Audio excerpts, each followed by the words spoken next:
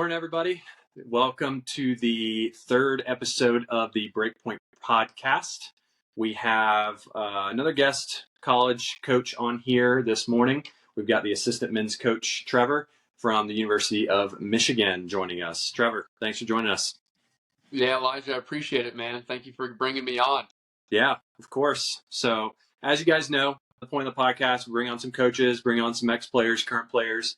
So we brought on another coach, thought that would be valuable for you guys to get a few coaches' perspectives here towards the beginning of our podcast. So I'll let Trevor take it away. He obviously played some junior college tennis and has now gone into the coaching side of things and is doing big things up in Michigan. So Trevor, give us a little bit of a background into some junior and college tennis for you.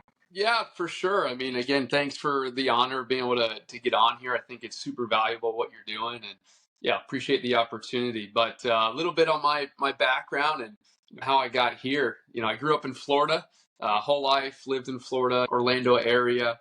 And really it started around, I was almost 11, about 10 and a half, 11, where I started to take up tennis. I was playing basketball and baseball, the American sports, and my older brother was taking lessons and had a coach that was like, does he play? And my mom was like, no way. We know how expensive all these sports can be. But ended up doing a lesson one time and yeah, took it up and started heavy. And I loved it, man. I kept the same coach the entire time. She was my coach, all of juniors, and a couple of people she'd add along the way. But her name was Angie Zaguna. She was fantastic. Her brother, Adrian's Zagunes, played at Arkansas, All-American there. And also had Bo Jones. She played WTA. So it was really them three. And those were my coaches for, I don't know, 10 and a half to 18 in college. And I had no idea what ITFs were. They've gotten a lot more popular now, so I'm sure I would if I was playing juniors now. But still, no idea. I didn't play a future until right before college. Didn't really know what that scene was about. We weren't a tennis family or anything. So I'm playing these USTAs on the USTA grind. And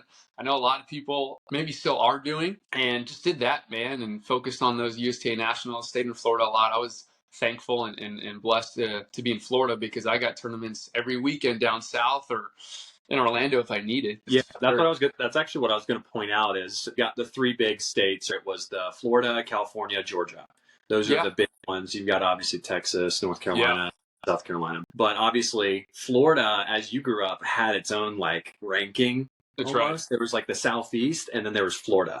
And those didn't back then. They didn't coincide very well together. So, did you do a lot of traveling outside of Florida? Did you mainly stay in Florida? Yeah, good question. I mainly stayed in Florida. I remember going a couple times. I did like national indoors back-to-back years, and that was like in Cincinnati. And didn't go too hot for a Florida boy in indoors, so I only did that twice. And I remember a summer I did Kalamazoo's, but outside of that, like outside of the summer, not really. And then that Thanksgiving national indoors trip. Other than that, a lot in Florida. It's so expensive, man. Yeah. I know it's not easy, and I'm sure I wasn't the only one where it's expensive to do all that stuff. So, but again, that's why I was lucky to be in Florida because I could play these tournaments. And at the end of the day, even now, you don't have to travel around the world and do ITFs. You know who didn't travel around and do all the ITFs? It was unreal. Ben Shelton, right? Yeah. The first time he left the U.S. was Aussie Open. That's crazy. So I don't think there's a have to do it this way. You could stay in Florida if you needed or wherever you live and it could still be good enough. Yeah. No, that's a good point. That's obviously very similar to mine as well, right? Like I grew up in Mobile, which is funny. We actually, where I started tennis was at West Florida, Racine down there. My parents were really close friends with him. And we got a little house in Pensacola and we'd go over because Mobile, Alabama had very limited tennis, I would say. So once we got a little bit better, we actually would go and train in the summers at West Florida with Derek and some of his son and some of his players. And it was a lot of fun. And I feel like that, I mean, Florida tennis was always known as that's the top down there. Yeah, that and I feel like Cali was, like you said, like that was the big one. When you do the zonals tournament, that was always fun. Intersectional. Man, that's a throwback. Yeah, those were fun. A lot of fun, man. And you'd even have mixed doubles in that. It was really cool. Yeah, it was good. Then coming into Georgia, obviously Georgia had a ton of really good players. Comparatively to Alabama, Georgia was like leaps and bounds better. It was like I was like top 3 in the state in Alabama, and then I was like top 30 in Georgia, and I felt like so bad. But it was like kids are good. I don't really have to travel. It was really great. I was playing a lot of local tournaments, and you have a lot of good competition, so that's always good. But yeah, now I mean obviously good context into juniors. Didn't do a lot of traveling. Stayed more regionally, more in Florida. Didn't really need to. It's good insight. Kind of take us into high school, kind of college. What was that journey like going into college? What were your options? When did you start looking? What options did you? I'm assuming you probably had a couple of options to pick from, but yeah. Yeah. Well, I think because I wasn't in the tennis family, my older brother didn't play college tennis, so I was new, and I'm sure a lot of people are going to be in that same boat.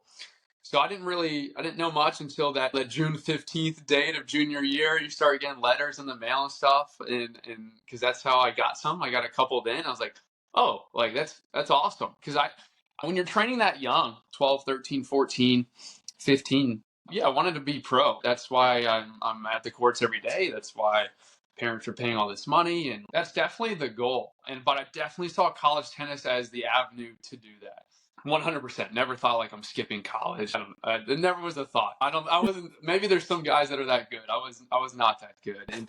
But then that's when I first started to hear about tennis recruiting.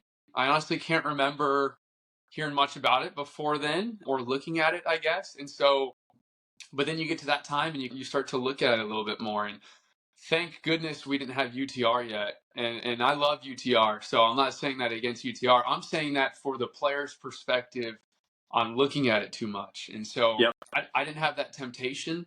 So I think that helped in just trying to focus more on development. And again, that's not on UTR's fault at all. It's way more just like us as humans. What are we going to do? Right. And so I started to look at that a little bit more and focus on that because, how are you going to get looked at by blank and blank? Well, getting higher and higher in tennis recruiting. That's one way. Again, I didn't have the ITF system. A lot of coaches look at the UTR system now. All I knew was to think about was what you are in tennis recruiting. And so that started to play a little bit of a role. But what's funny is I stayed regionally in Florida for my whole life playing juniors, but I wanted to get out of Florida for college. And I don't know exactly why, but I want to get out. And so I was looking at a lot of schools, and honestly, the top ones I was looking at came into Memphis, Arkansas, Mississippi State. I took a couple more visits like Notre Dame and Ole Miss, but like it came down to those 3 at the end. And that process, man, I was late. So, right, we're 2023 November right now, and there's been a good amount of commits for 2025 August, right? And I didn't commit, so I went to college 2015 August. I didn't sign because commit sign I did at the same time, really, because it was so late, till February of 2015. So, wow, I think that's right. Yeah, I'm pretty sure. I was very late. Everyone has their own process and how they want to go about it. But I was definitely on the later side. Funny story. I was actually at Arkansas taking a visit and getting ready to commit the next day. And then I've talked to Mississippi State previously. I ended up going to Mississippi State, but I talked to them previously and they didn't have the funds available that I needed. And then all of a sudden they're losing guys and they do. And so I get a call that night before I was going to commit to Arkansas the next day. And I was like, I just want to get the process over with. But I really liked Mississippi State. I liked the coaches there. And so I was like, all right, I'll take the visit. And on the visit, it was like next week or something. It wasn't long. And I ended up doing the visit and I commit there. And it's one of those things where they were super honest with me on the visit.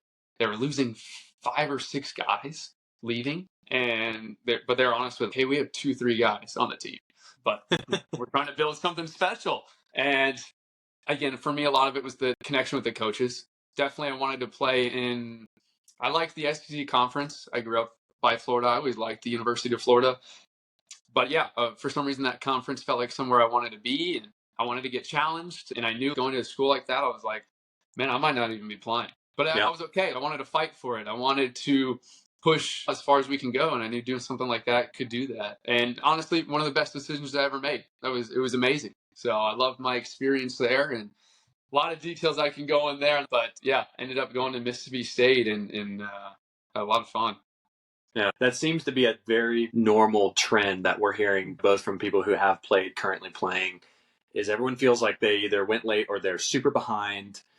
You see all these top players, right? You're seeing it commit to about to 2025 already, Yeah. and like, Yeah. holy crap, these people are committing, and I'm way behind. It's 95% of everyone else is right there with you, and that's what we see with a lot of juniors is like a lot of the players they see the top players that are committing that literally on that 15th date to a Yeah. school that they've known that they've wanted to go to, and they've known that they were going to get an offer from for the last 6 months, and they commit to it on that day, and you're like, wow, this kid's going his junior and senior year, like already committed, like I'm way behind. Like, do I even go? Is this really even an option? If I can't go to an Ole Miss, Mississippi State, Georgia Tech, is it worth it? And that's where we obviously argue yes, right? So this kind of gets into more the post college conversation, right? Of what you do after tennis. There's the two different pathways that a lot of people see, and as you can probably allude to it and see, like when we were growing up, there was like with those top players, there was that, oh, it's either you got to decide college or pro.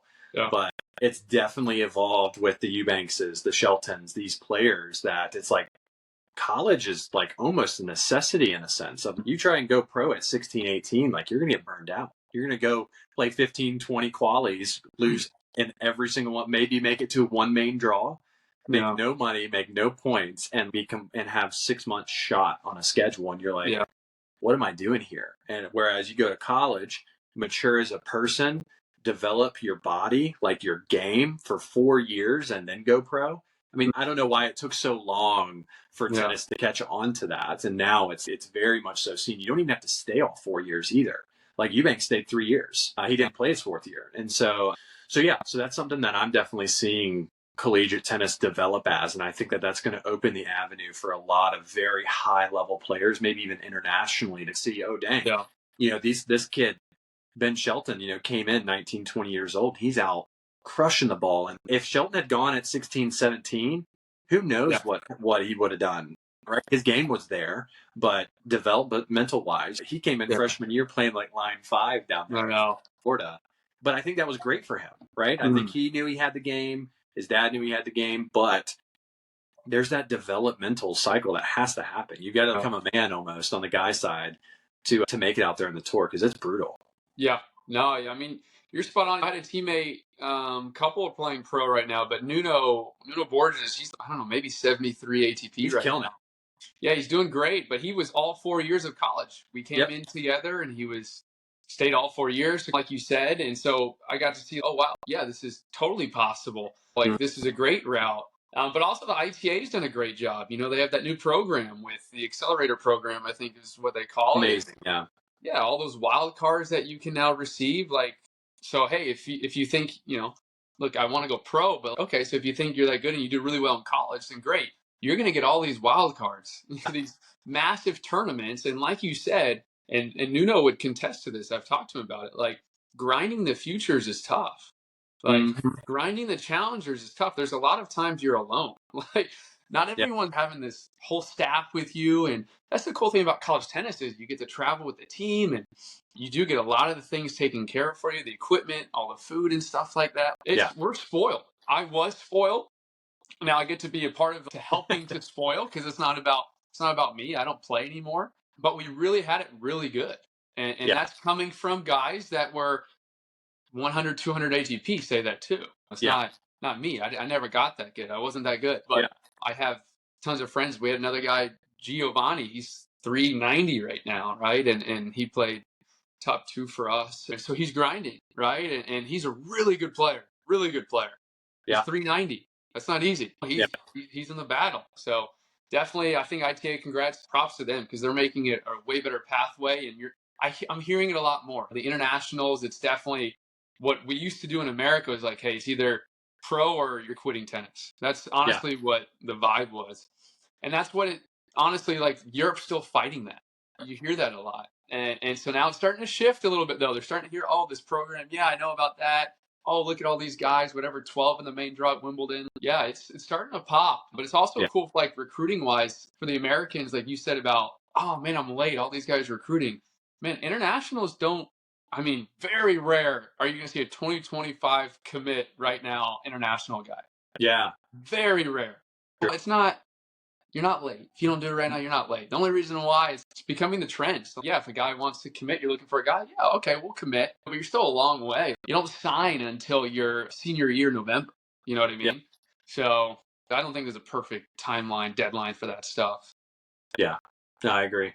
Yeah, that's good insight for sure. And I think segues into the other side of it, right? That's if you go the pro route or have aspirations to go the pro route, college is definitely, I would argue, the avenue to go. Like I think, and there's even players who maybe didn't even have pro aspirations and they played college tennis and they developed so well and they're like, dang, I'm playing really good. I thought about it.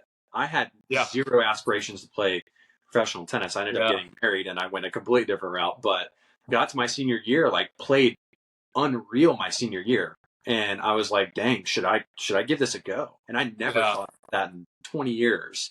Yeah. And then it was finally, my game developed a little bit, won some good matches. And I was like, this should I? Even the thought of it came up and I was like, wow, like I've come a long way to do that. But the other direction, right, which is probably more predominantly the 99.99999% of people, is going into more of the business world, whether it be collegiate coaching, working in a tech sales job like myself. That's the reality of the vast majority of people who do go into college athletics, is you do have that other pathway that's probably more realistic for everybody else. Let's be honest, professional tennis is really hard to make it. Like your guy 390, he's grinding and it's tough. But so speak a little bit to your thoughts to collegiate tennis and kind of the benefits of it. I go either quit or I go to college or I go pro. It's you can play college tennis and there is very, very good benefits to playing all 4 years, even if you are going into that business world after. Yeah, I mean, it's a great question because, like you said, this is the 99.9%. Like you said, you can be, and again, my teammate who's 390, like I said, unreal player. I think he got the top 15 in college tennis. Like that's how that level, man. You're top 500 ATP. You're stud. Yeah, no doubt. So yeah, I mean, but the thing, like, if you ask me what I learned most in college, right, and I did kinesiology major. Like that's what I wanted to do. I knew I wanted to stay in sports, so I wasn't exactly sure what I wanted to do. But what I learned the most was like time management, discipline, like just organization with things. Like it was so difficult early on my freshman year with trying to balance the school with the high level tennis, high level training. It was a shock, the conditioning, like complete shock. And honestly, but that's my point, is like that was amazing for me because obviously you get better at that. So it wasn't like practice got easier and the academics got easier. It's, no, you start to adapt and you get better at it, right? And so your time management gets a lot better. Your discipline on things and not procrastinating all night gets a lot better because you have to. That's what we do. We adapt to things. And so, but those skills are massive. Like if you go ask someone and they're hiring new people, yeah, they're going to really find being a student athlete attractive as someone to hire. Why? Because like they know what you had to do, especially like you said, if you finished all 4 years doing it. Wow. So man, he played 4 years of college tennis, maybe D1. That's not easy. But he also maintained whatever really good GPA, 3.5 and above, while doing both of those. Because it's not easy. My first year, I promise, I remember telling my mom, I was like, in my first semester, like, man, student athletes that get above a 3 or a 3.5 and they're on a high level team, like, kudos to you, because that's really hard. That was I was like, man, this is so hard. And I got better at it and finished with a good GPA and all that. But yeah, I would see like if I was hiring someone, that would look good. Oh man, that guy's used to getting up at whatever 6 a.m. because he had workouts. Wow, okay. And he maintained a 3.5, 3.8, 3.9 GPA. Yeah, okay. Like that would give me confidence. And I felt so ready to do my job at Liberty, which was my first job out of college, because I wasn't like, oh, what's work ethic? It was like, no, you have to have work ethic as a student athlete, unless you're not going to make it. And so it gave me so much confidence going into the job, and like I couldn't recommend. There's way more benefits than not going pro. Like I wanted to go pro. I ended up not being able to. I got such a great opportunity to go to Liberty right after graduating, but I was prepared to do that. So like you said, it goes to your point. Like it's not just tennis you're getting prepared for. Like there's a lot of life going on. And like any coach will say the same thing. Like, yeah, we coach tennis. But there's honestly a lot more than just coaching tennis we do, or at least that I'm passionate about doing. There's a lot that goes into it. The coach has such an impact on these guys. Mine did for me, and I'm sure yours did for you too. I'm in touch with I had 3 different assistant coaches in my time. I'm in touch with all 3 and the Mhm. head coach. So pretty cool, right? How all that works out. Yeah, that's a great point. And obviously, going into your decision on going into coaching, Yeah. what are your kind of strategies as a coach now? Like going from that player, right? Like you went from Yeah. now you're on the coaching side, you understand both. Yeah. What are some things that you're bringing to the table for Michigan and from previously Liberty? Like, what are Yeah. some strategies that you have as a coach, not just as a coach, but to your point, Yeah. as a mentor to these guys that you have underneath you? Lose any ego. There's no point to it. Like I said, I'm not going to play a single point for the University of Michigan tennis team this year. It's not about me at all. And so I Yeah, think getting your head around that, like as a player, you still don't want to have an ego, right? You're around a team and stuff for sure. But I think even more so as a coach, just knowing, I forgot who said it. If it was like Vince Lombardi or John Wooden, some really famous, really successful coach was like, you can't be a great coach without great players. And it's not a fully true statement but there is some truth to it. Yeah, you need the players do the work, man. Like I'm going to sit here and act like I'm doing unbelievable. Like man, they're doing the work and I hope I can help guide them. But I do think I'm big on the relationship side. Like I think just trying to foster and create that culture of family that everyone wants to. I don't yeah, think if you have to program, hey, do you guys want to create a family culture? I don't think anyone's going to say no. But how do you really maximize that? And so I'm pretty passionate about that, and because I really do believe like if we have a group of guys that love to be around each other, and they respect their coaches and enjoy being around them, I think you're going to be very successful. yeah, And being successful can look different. I'm not saying you have to win a national title or be top 10 to be successful. You could have finished whatever, I don't know, 20, 30, but with what you had and what you guys were doing, you were very successful. You guys gave everything you had. You're at the end of the year, you guys were a close team and you want to be together, you want to train together tomorrow. If you lose your last match, but you're like, man, what I'm going to miss is training tomorrow, man, I think you were very successful. And I think you're going to put yourselves in a lot of good positions. And so I know that's my opinion, my belief. And so because of that, yeah, I want us to be close. I want to know the guys. I want to leave my door open if they want to come and chat. I think those things mhm, go a long way because it's college tennis is 4 years max.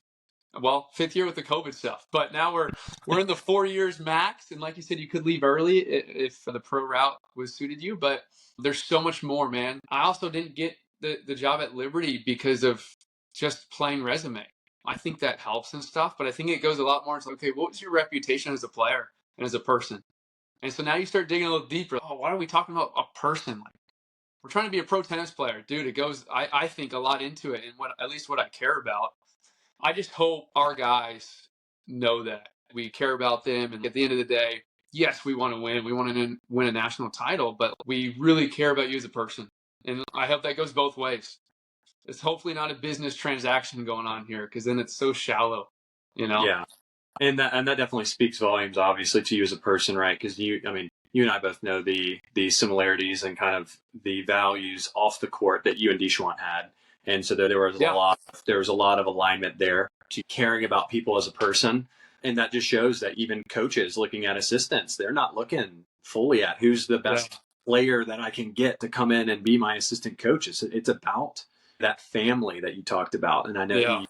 you got players like yourself wanting to get out of Florida. You've got people flying across the world to come play at these schools. And Yeah. your point about playing on the pro tours, like it's very lonely. Like if you don't have that environment in college, like you could feel very alone, right? Mm. And so if you don't have a coach who's investing in you, assistant coaches who care about you as a person, not just a person in their lineup, Yeah. that could be lonely. So to your point, Yeah.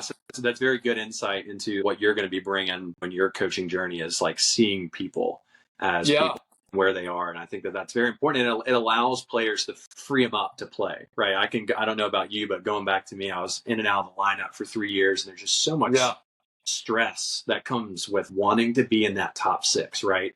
Yeah. And it can be very easy to be seen as like insignificant or Yep. inferior if you're not in that top six.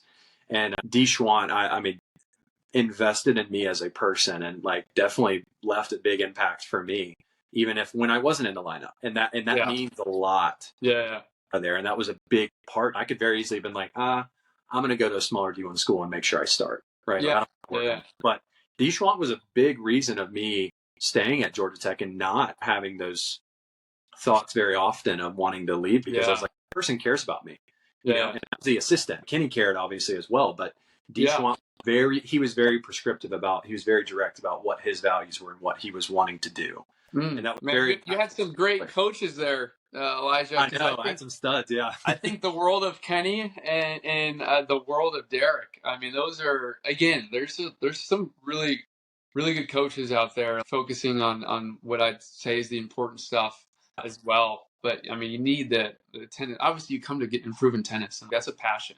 I think everything happens for a reason, man. I truly believe that, and faith is important to me, and so all that stuff goes into it. You're right, and investing in the person, because that's a big deal of it. Yeah.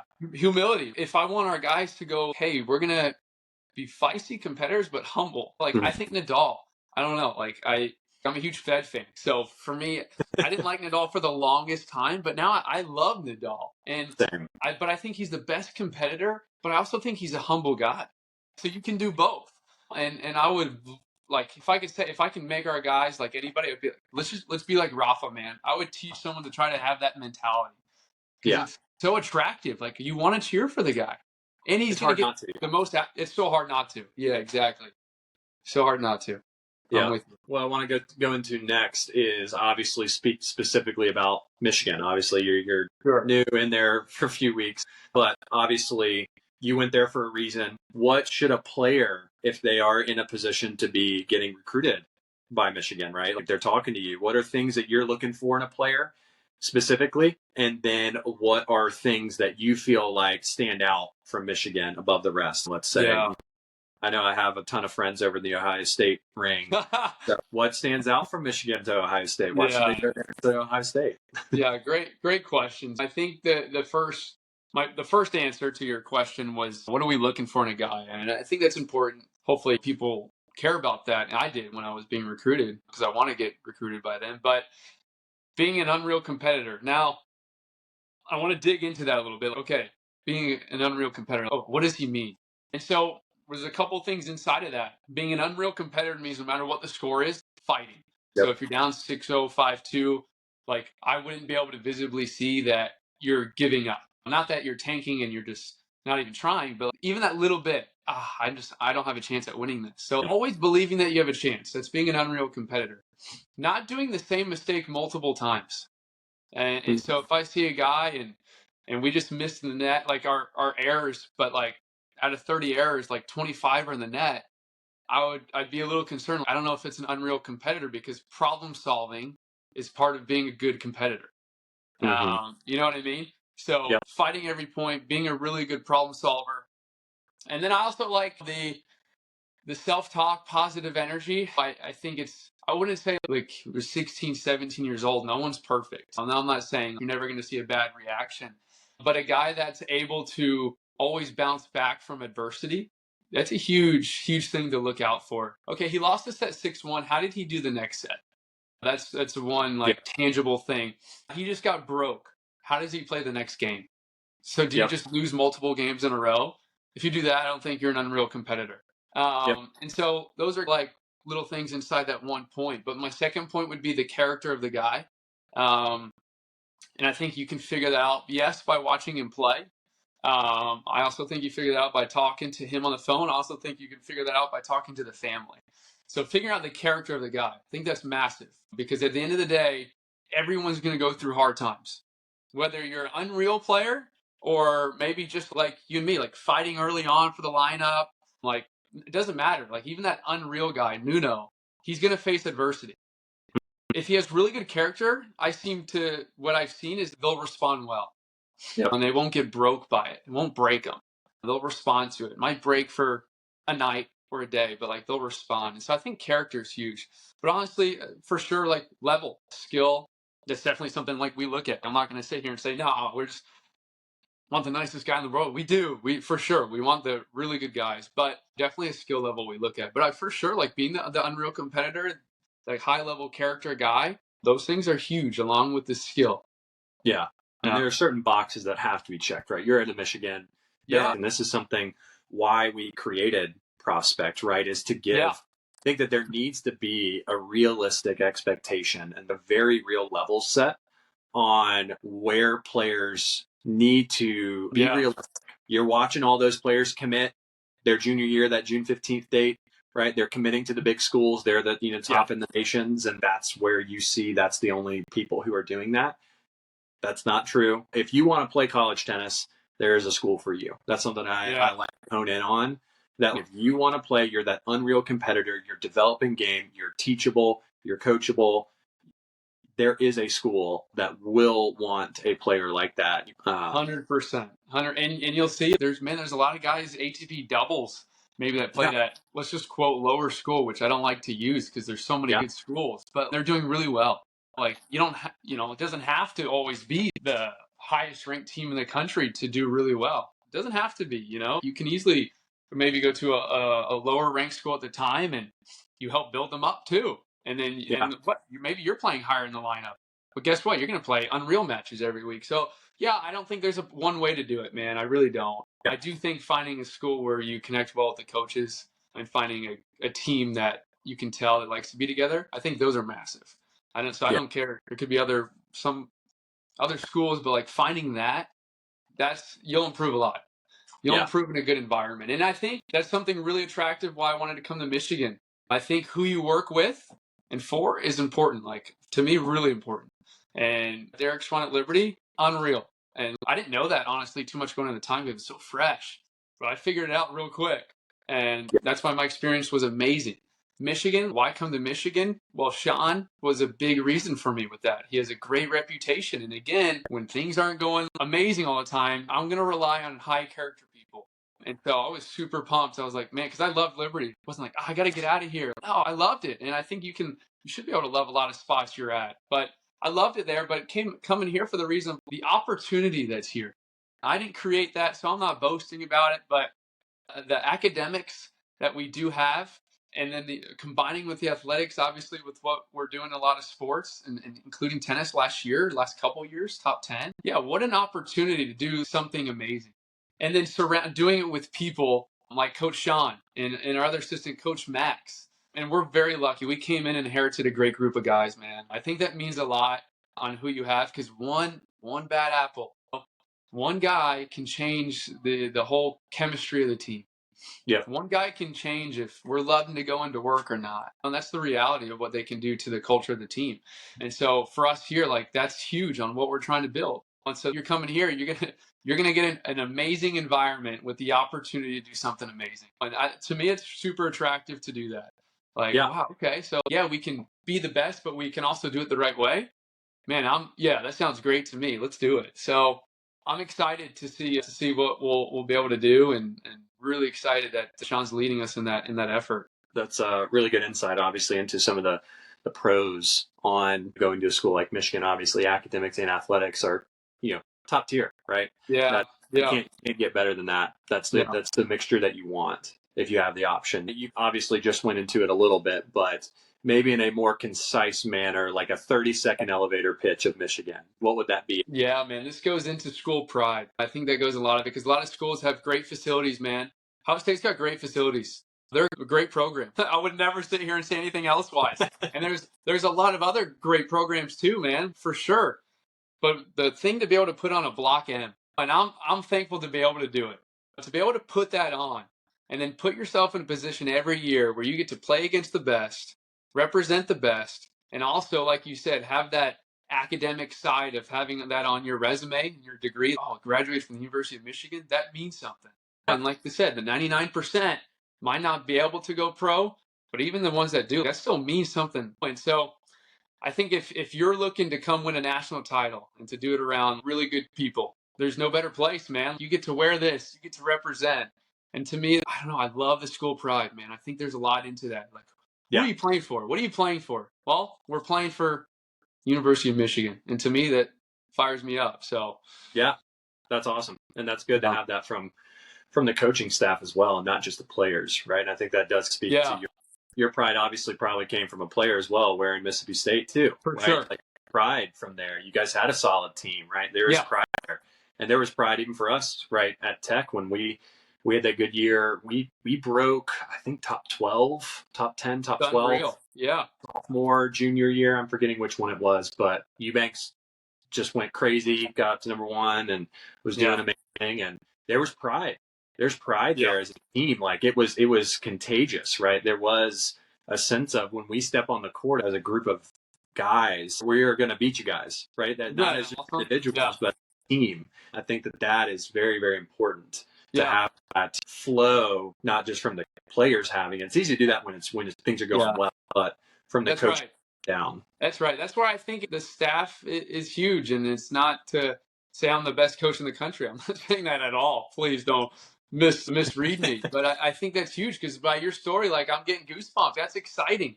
Stepping on the court and you're like, yeah, this is who we represent.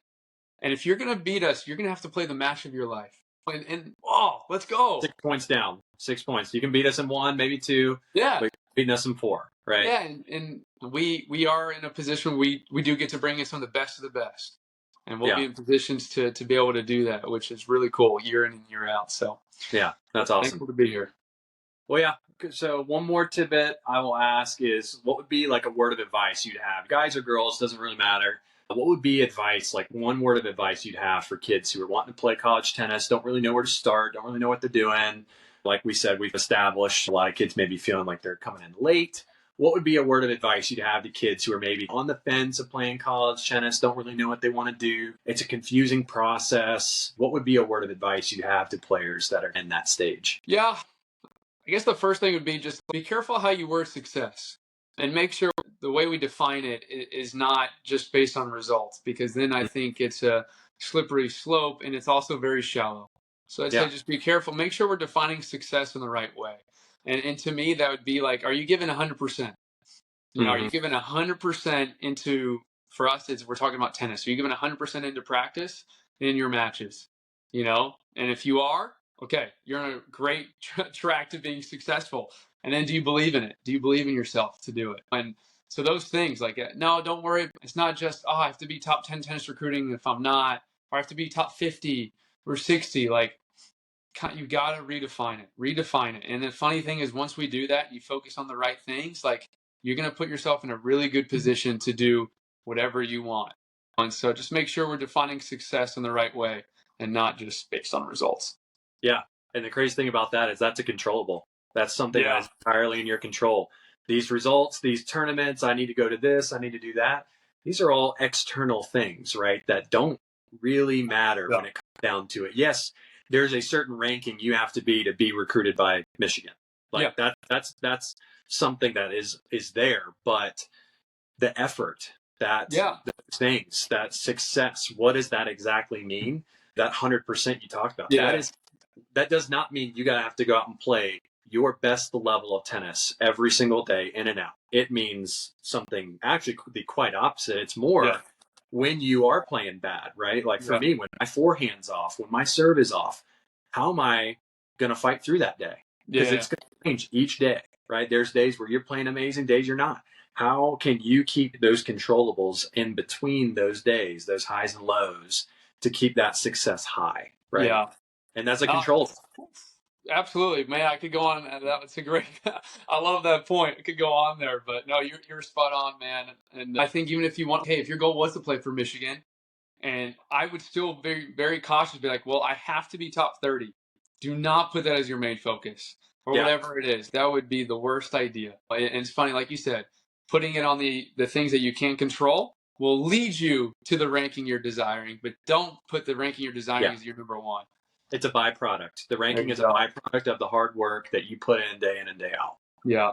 Yep. For sure. 100%. Awesome. Trevor, again, thank you so much for coming on. I know we talked a lot longer than we planned to, but we were having a good conversation. That's right. So I don't want to stop it. So it was good. You can't. No, I thank you very much, man. Honored to be on here and really enjoyed it.